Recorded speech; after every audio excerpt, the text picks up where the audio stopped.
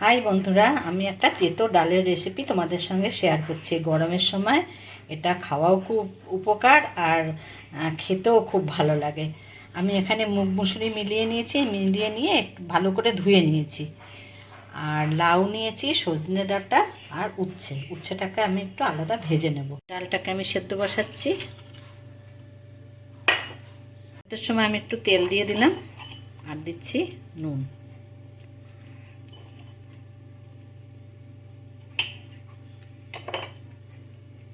উচ্ছেটাকে আমি হালকা ভেজে তুলে, ডাল সেদ্ধ করার সময় একটু তেল দেবে, তাহলে দেখবে ডালটা বেশি উতলাবে না। আমি যে ফেনাটা হচ্ছে না, ফেনাটা আমি তুলে তুলে ফেলে দিচ্ছি।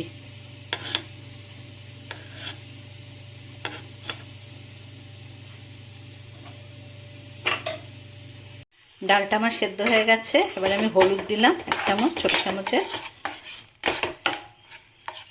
গরম জল বসিয়েছি, গরম জল দেবো। আর দিচ্ছি লাউটা। লাউটা ডাঁটাটা দিয়ে দিয়েছি। এবার আমি গরম জল দিচ্ছি।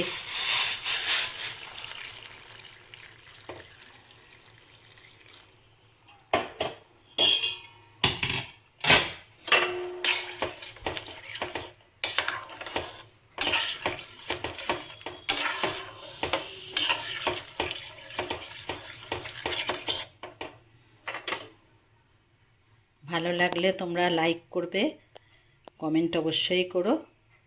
এটা আমি ঢেকে দিলাম, কিন্তু এটা মিডিয়াম আঁচে রেখেছি, নতুবা উতলে যাবে। দেখো ডাল আমার সুন্দর সেদ্ধ হয়ে গেছে। এবারে আমি ভাজা উচ্ছেটা এর মধ্যে মিলিয়ে দিচ্ছি।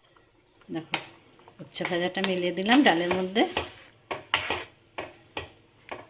আর আমি ফোড়ন দেবো। এই যে তেল গরম করছি, এতে আমি তেতো তো অত লঙ্কার দরকার নেই, একটা শুকনো লঙ্কা দিয়েছি আর রাঁধুনি ফোড়ন দেবো।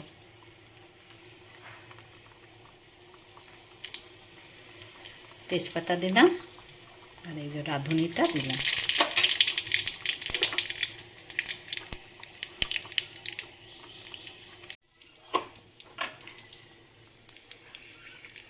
ফোড়নটা দিয়েই সঙ্গে সঙ্গে আমি ঢাকা দিয়ে দেবো।